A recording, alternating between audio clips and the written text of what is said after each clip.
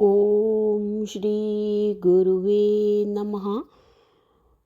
अज्ञानमोहान्धितमोपहाभ्यां विवेकवैराग्यनिधिप्रदाभ्यां विश्वेशतत्त्वं प्रतिबोधिकाभ्यां नमो नमः श्री गुरुपादुकाभ्याम्।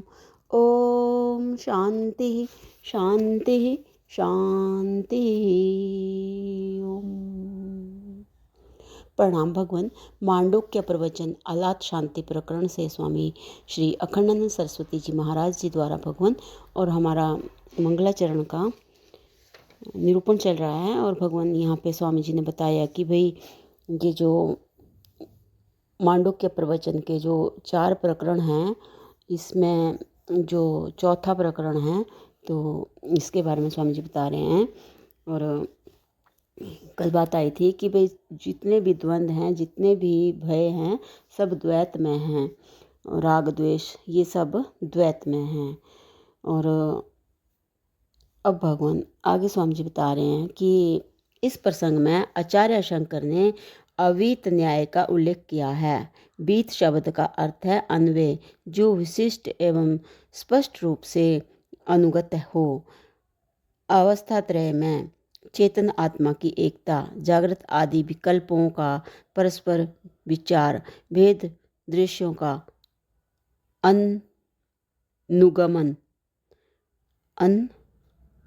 अनुगम, आत्मसत्ता की सर्वत्र निर्विशेष विद्यमानता, आत्मसत्ता की सर्वत्र निर्विशेष विद्यमानता द्वैत के मिथ्यात्व को एवं अद्वैत के सत्यत्व को सिद्ध करते हैं। स्वर्ग आदि का प्रतिपादक शास्त्र वचन श्रद्धालु के हृदय में परोक्ष ज्ञान उत्पन्न करता है, परंतु आत्मा की अद्वितीयता का प्रतिपादक वचन तत्काल साक्षात परोक्ष अनुभव उत्पन्न करके विद्या का विनाश कर देता है। वेदांत वचन अनुभव पर्यवसान है। अवीत न्याय कहने का अभिप्राय यह है कि हम केवल अद्वैत को सम्यक दर्शन और द्वैत को असम्यक दर्शन ही नहीं कहते हैं, प्रत्युत द्वैत दर्शन भी परस्पर एक दूसरे को असम्यक दर्शन कहते हैं।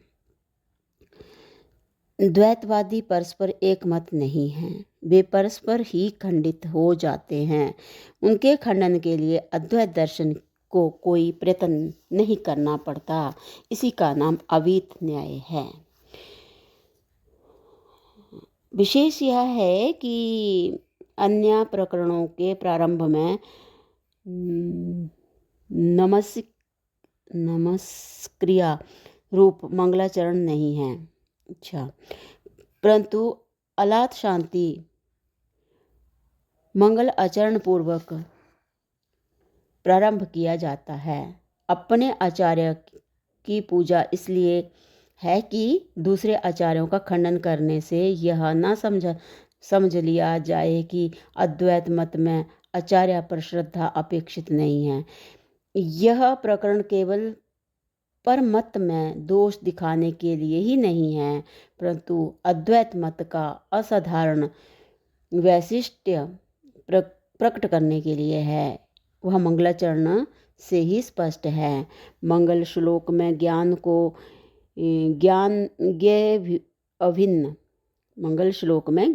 ज्ञेय अभिन्न और आकाश के समान कहा गया है। आलात शांति में हेय, ज्ञेय, आप्य और पाक्य ये 4 विभाग करके ज्ञेय पदार्थ की यथार्थ और शेष तीनों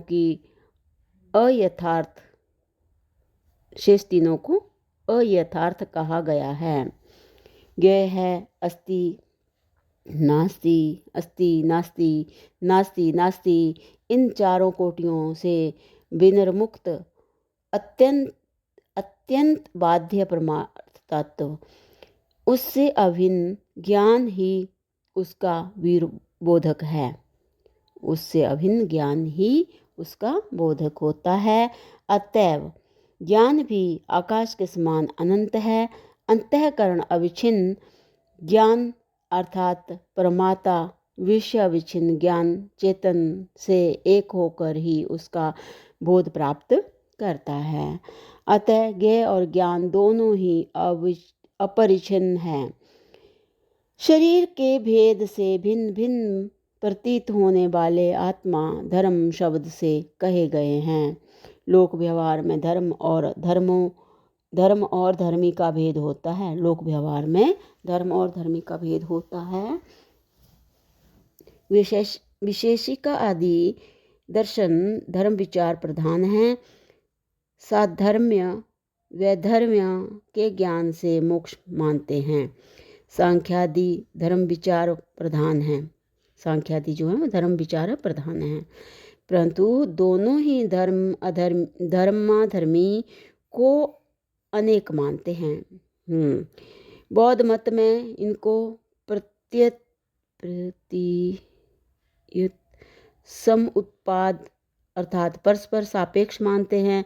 शून्य दर्शन दोनों का अपलाप कर देता है, परंतु अद्वैत दर्शन इन सब से विलक्षण है। वह भेद सापेक्षता और एवं शून्यता सब के आभासक अधिष्ठान के रूप में प्रतिष्ठित है। अतएव धर्मों के भेद को अकिंचित कर मानकर परमार्थ दृष्टि से उन्हें गगनोपम भी कहा गया है। अवस्था भेद से भोग्य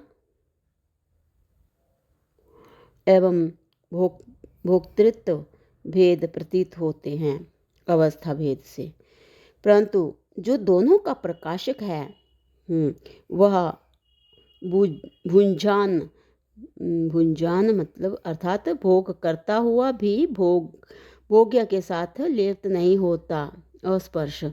अतः भोक्ता नहीं होता। यह निर्द्वंद अभय पद अद्वैत दर्शन से ही प्राप्त होता है। बहुत सुंदर।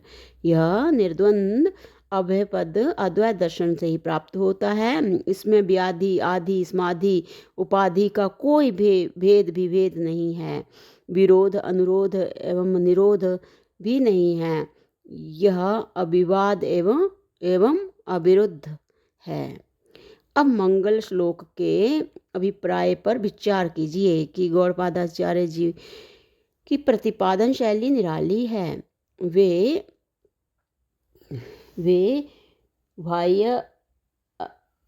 बाह्यार्थवादी द्वैतियों का खंडन करने के लिए विज्ञानवादियों की और कहीं कहीं तो शून्यवादियों की युक्ति का भी आलम्बन लेते हैं।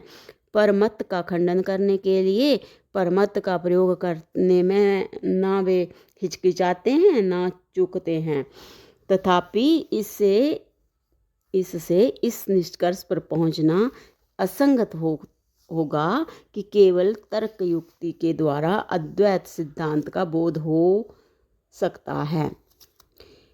उसका अधिगम तो केवल वेदांत सिद्धांत नहीं, क्या बोल रहे हैं स्वामी जी की, उसका अधिगम तो केवल वेदांत सिद्ध अनुभवानुसारी युक्तियों से ही होता है।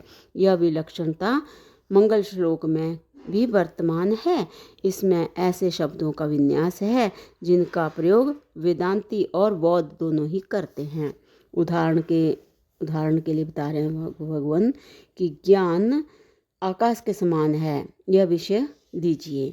विज्ञानवादी बौद्धों का कहना है कि विज्ञान निरालंबन होने के कारण आकाश के समान असंग है। शून्यवादियों का कहना है कि जैसे आकाश निस्वभाव होने के कारण शून्य है, वैसे ही ज्ञान भी। तो आचार्य गौड़पाद कहते हैं कि यह तो ठीक है कि ज्ञान आकाश के समान है, परंतु निरालंबन अर्थात निस्वभाव होने के कारण नहीं। श्रुति वचन है आकाशवत सर्वगतश्च नित्य। इसके सर्वगत अद्वैत चैतन्य से अभिन्न होने के कारण भगवत ज्ञान आकाश के समान है। कैसे कि सर्वगत अद्वैत चैतन्य से अभिन्न होने के कारण भगवत ज्ञान आकाश के समान है। तो भगवान इसके आगे जो है वो बता रहे हैं स्वामी जी की। अब दूसरा उदाहरण देखिए। तो भगवान दूसरा उदाहरण जो है वो अगले सत्संग से कंटिन्यू करते हैं। प्रणाम भगवान। ओम शांति शांति शांति। ओम।